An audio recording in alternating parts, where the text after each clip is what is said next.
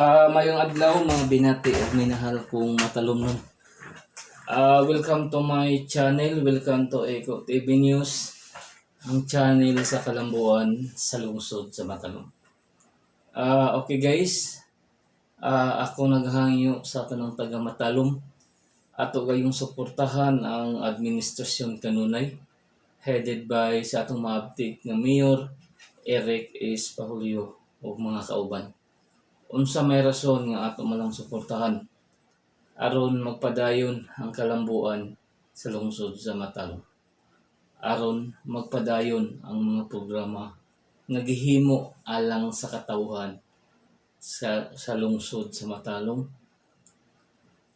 Sa katugday mga negosyante nga ganahan magnegosyo diri sa lungsod sa Matalom, welcome mong tanan nga mo invest o maghimog negosyo diri sa among lungsod. Bisag kuan guys na may mga himo og mga groceryhan, welcome mo diri. Katong na mga prutas nga mohatod diri sa lungsod sa Matalom, welcome pud mo. Katong magkuan og mga utanon, mo bagsak mo diri mo tanon sa among lungsod. Katong pong mga kuan na ay mga basi ganahan mo mga negosyo diri sa Matalom og mga bugasan, mga utanan o mga prutas, mga groceryhan. Welcome mong tanan nga maghimo og negosyo diri sa lungsod sa Matalom. Ang importante man to guys nga aduna joy mga establishment nga daghan aron ang economic cycle mudagan or manduna din kuan. Unsa may mga advantages nga maghimuan mo og negosyo diri sa lungsod sa Matalom. Ang lungsod sa Matalom, ang turismo diri nag-anam-anam na og usbaw. Nagtaas ang mga turista nga moari sa lungsod sa Matalom.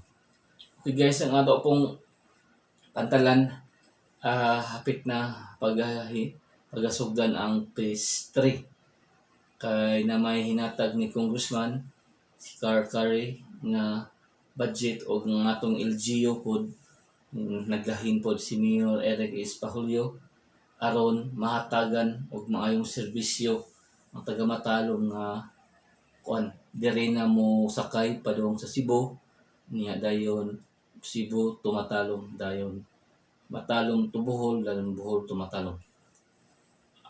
Ikaduha guys, ikatulo pod advantages na naputay kon guys biwok. Usa po ni ka faktor nga mudaghan ang katawhan nga mudayo sa atong lungsod. Kay ang importante jo guys sa usa ka lugar makamakuan aduna joy establishment nga daghan aron og unsay kinahanglan sa katawhan sa lungsod sa Matalom kuan kini kanang aduna sila yung mga kuan ba need nila